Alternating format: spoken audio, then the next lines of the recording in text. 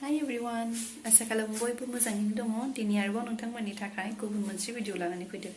दिनैनि भिडिअआवहाय आङो न'आवनो उइदाउट अभेन ओमफ्राय उइदाउट एग केक बेकिं खालामदों। बेखौनो नोंथांमोनजों एसे शेयार खालामनो सानबाय। आङो नोंथांमोना जुदि नायनो मोजां मोनोब्ला आंनि भिडिअखौ नायलांबाय थादो।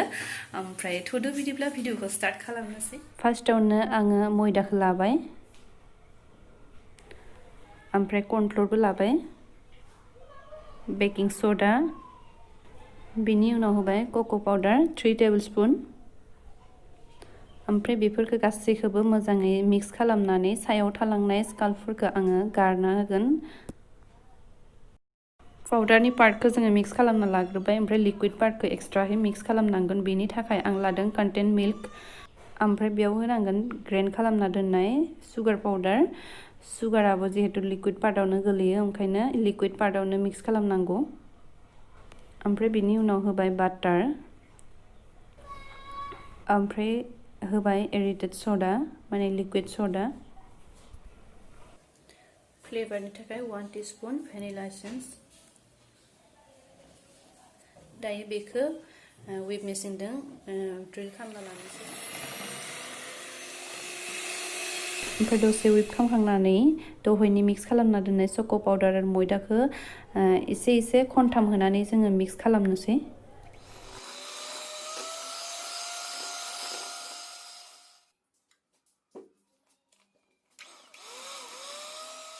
बाराद्राय आथा जानायखाय आङो एसे न'नि गाइखेर मिक्स खालामना होबाय।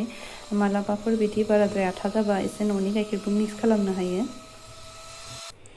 ओमफ्राय फाइनालि जोंहा केकनि पेस्टआ रेडि जाबाय। दायो आं रेडि खालामनोसै केक बेकिं खालामनाय टिनखौ लाबाय आङो। टिनखौ लानानै बेखौ एसे रिफाइन होनानै ब्रासजों मइस्ट खालामना लानांगोन। ओमफ्राय बिनि सायाव एसे मयदा होनानै जोङो सारना लानांगोन। होमबाना माने केकआ बेकिं खालामनाय टाइमाव सिंथिं सिथाबा। टिनखौ रिफाइन फोनखांनायनि उनाव दायो बेयाव सारना होनोसै मयदाखौबो मोजाङै गासैथिंबो फोनना लानोसै। नैबे टिनाबो रेडि जाबाय। ओमफ्राय जिखिनिया सिथाबना थाबाय बेखिनिया थाबाय आरो बाकिखिनिखौ जोङो दोनफिनबाय। ओमफ्राय बेयावनो जों होनांगोन दहाय बानायना दोननाय पेस्ट। जायगायावनो लखबनांगौ, बेलेग आलदा जायगायाव लखबनाङा, नङाबा माने केकआ मोजां जानानै फैया।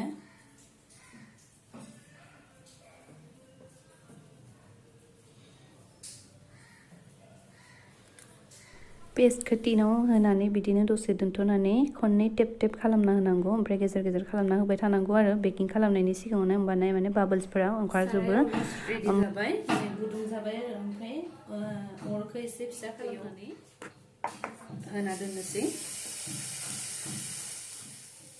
ओमफ्राय खोबना दोननोसै 45 मिनिटनि थाखाय। ओमफ्राय केकआ बिथिं बेकिं जाबाय थाथोंसै।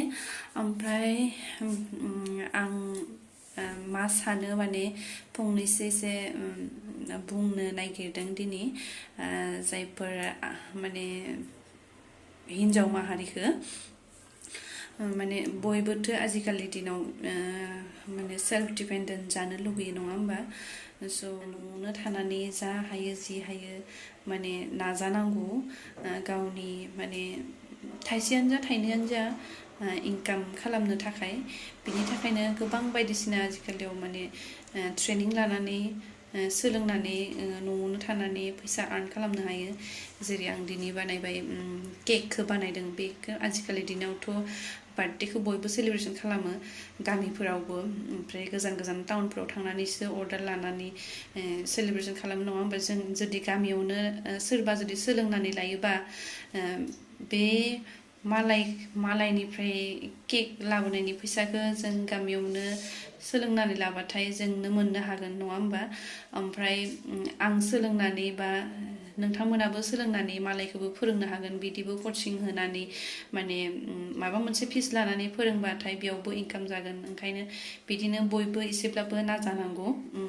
माने गाव जितु इनकाम खालामनानै जितु खरसा खालामनायनि खुसि बे खुसिया माने हासबेन्डनिफ्राय फैसा लानानै खरसा खालामनायाव मोना बे खोथाखौ आं मिथियो ओमफ्राय आं बयबो हिन्जाव माहारिखौ बिदि सेल्फ डिपेन्डेन्ट जानायखौ आङो हास्थायो बेखायनो आं बेखिनिखौ बुंहरनो सानबाय आरो नोंथांमोन आंहा माबा गोरोन्थिबो जानो हागौ बेयाव स' नोंथांमोना मा सानो कमेन्ट बक्सआव खोन्थाहरबानो जाबाय आंनि अपिनियनखौ आं होदों बयबो बिदि सानाबो जानो हागौ होमबाबो आं बुंबाय आरो आं साननायखौ गोरोन्थि जादोंब्ला निमाहा बिनाय थाबाय अलमस्ट 45 मिनिटनि उनाव आङो चेक खालामबाय चेक खालामनानै बेयाव दायो आङो सेखा फिसादों थुनानै नायबाय आरो केकआ माने जायोबाथाय बेयाव नांनानै फैया जिहेतु आंनिया सिथाबना फैयाखै आंनि केकआ अलमस्ट जाबायानो हमनो हागौ ओमफ्राय केकखौ आङो दसे बिदिनो दोनथ'नोसै गेसखौ अफ खालामनानै ओमफ्राय गुसु जाबाथाय बिनिफ्राय दिहुननानै जानोसै ओमफ्राय नोंथांमोननोबो बुंनोसै माबायदि जादों गोथाव जादों ना जायाखै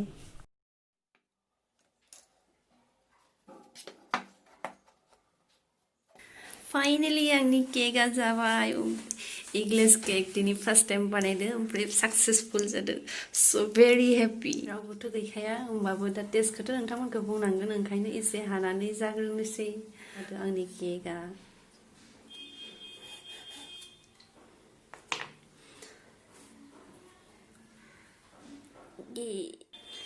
ट्राइ खालामनोसै गोथावाथ' गोथाव बिराद गोथाव जाखाबाय ओमफ्राय नोंथांमोनाबो ट्राइ खालामना नायदो माबायदि नाङो पारफेक्ट जायाखैबाबो आंनि थाखाय जादो आरो माने फार्स्ट टाइम एगलेस केक बानायदो दिनै ओरैनोथ' बेलेग केकफोरखौ बानायबाय थायो ओमफ्राय ट्राइ खालामना नायदो ओमफ्राय माबायदि नांदो माबायदि नाङो ट्राइ खालामनानै खोन्थाहरदो ओमफ्राय सोरबाफोर आंनि चेनेलाव गोदानबा साबस्क्राइब खालामदो लोगोसे लाइक खालामदो कमेन्ट खालामदो हायोबा शेयारबो खालामदो बाय बाय